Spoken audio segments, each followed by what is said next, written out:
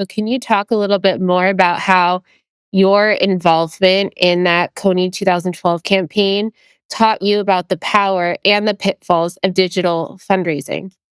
Yeah, yeah. So that was definitely one of the largest campaigns that we've worked on, even to this day, in terms of movement, in terms of the number of organizations that hopped on, the money it raised, the credibility it had with the UN and Oprah. And I mean, it got everywhere it needed to go. And it's interesting because so many people think, well, how do you do that? And I think from a digital perspective, oftentimes it's not like you know how to go viral so much as you know how to play the game of putting a lot of content out there, knowing all the components of what it takes to become a digital campaign or a movement online, and you keep at it, right? So I think what we learned with that one is getting the right message out, getting the right story out. We focused a lot with Coney 12 on like our focus being how do we make him famous? How do we take an individual who is doing terrible things in this world and just plaster that face everywhere? Because our hypothesis was if people knew, they wouldn't settle for it. They would do something about it, right? And so it was a clear message, and it was a clear call to action, right? It was to go and attend and watch the film, and then from there it was to make him famous. That was the constant push. Buy the kit, buy the shirt. Like, let's make this face known to everybody, because then we're going to be disgusted by it and we're going to do something about it. And then, yeah, the quality, the work that we put together, I think that was another big piece of it. Is this doesn't just happen overnight. It's typically a certain degree of effort that you're putting in, quality. It's reaching out to influencers. It's making sure the message is getting out there. It's investing in continuing to push that message out there. And I think that was something Invisible Children did a lot. That was kind of countercultural at the time. Is the amount of effort we put into the content we were creating. Most organizations just wouldn't spend money on it, but that's if it's not at that quality that engages people, especially for that organization, it was young people, right? If it's not going to engage high school and college age people, then it wasn't really going to get the traction we needed. So we invested heavily in storytelling and in sending people out to Uganda to film, and we had a whole office full of creatives and writers and art directors and editors, because it required that level of quality to break through the noise. And then that's something that has to be maintained over time, right? So once that's out there, there's just so much blowback, and once it's viral, there's so much going on, and there's a lot to. I mean, I think there's classes that still cover what we did there with that campaign and how much traction it got. There's a lot to it, but then yeah, maintaining that credibility and that source of information and ensuring that what you raise gets put on the ground and creates a difference. It was definitely a lot. I don't know if I summed it up as like what we learned, but those are definitely the things that we went through in that campaign, right? And just the technology. I mean, it's not easy to keep websites up. When Oprah mentions it, they call it the Oprah effect for a reason. Like when she tells everybody on live TV to go to something, there's some technical challenges you got to go through. And so, yeah, we learned a ton. And the world's come a long ways since then in terms of what you can do virally. Profits often hesitate to embrace new technology. So, what would you say to leaders who fear that digital transformation, that who fear that digital transformation will distract from rather than strengthen their mission?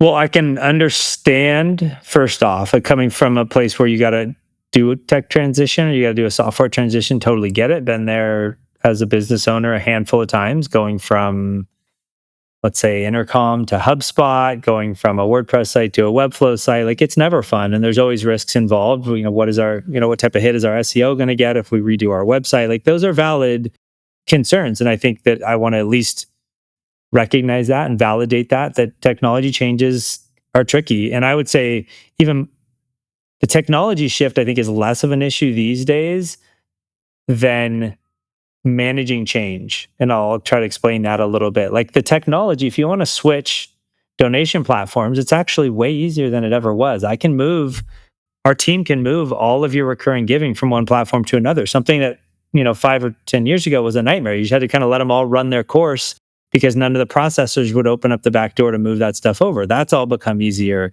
You're authenticating with single sign-on, so your accounts are easier. Adding people to platforms, integrations, much easier. Like our platform integrates to, you can use Salesforce, you can use HubSpot, you can use Virtuous or Bloomerang or any of those tools, because it's become a lot easier for us to make those integrations. So I would say the tech side is not quite as hard to change, but it is change management that's become harder because it's easier to change. We're now changing things on our teams all the time. So I would say the biggest challenge is really, what does it take for your whole team to change their process to use this? Instead of using tech tool A, you're using tech tool B. Like, we can put you on tech tool B really easily, but now your team's got to learn it. And so I would say I really love simple tools. I love tools that kind of can promote no training, no proprietary developers, no programmers needed. That's a huge value, I think, on the Donately side of things. Is it's a pretty simple tool. You don't need to be hiring any agencies to do that work. Um, and I also think integrations are really critical. So there's a term I probably won't dive into. It's a little technical. It's called composable architecture. And just think of your tech stack as like Legos, right? You either have one big monolithic tool, something like Salesforce that does everything, or what's kind of the future of development, I think, is composable architecture, where if you don't like MailChimp, you can pull it out and you can put in Constant Contact, or maybe you evolve past both of those and you want to install HubSpot, or HubSpot becomes too expensive and you need to shift to Salesforce. A composable architecture allows you to keep the tools you love and kind of get rid of the tools you don't. And I think that's where a lot of these tools have gone, is they play nice together now to allow people to do that. And there's always business growth. I mean, you always want to have more and more of your product used, but I think there's a lot of groups that are recognizing that value. And so I would encourage organizations to not feel like they have to rip apart one big monolithic tool and put another big monolithic tool in its place, but break it all apart. And that's a big ethos for way we build Donately. We don't want to build things that already exist, right? We're not going to do email automation because there's already 20 great tools out there that do email automation, and in either in your CRM or in your email service provider. And so we just want to glue it all together. And I think that's maybe it takes the barrier down a bit, where you don't feel like you have to replace everything, but you can be making strides towards better and better tech versus kind of a growing technical debt, which is, we're going to live in this, we're going to drive this car until the wheels fall off. It's like, well, that's a lot of value you're losing when you do that, versus being able to kind of gradually invest in something that gets better over time because it can be broken apart. How can nonprofits use technology to not just collect donations, but also build emotional connection with their donors?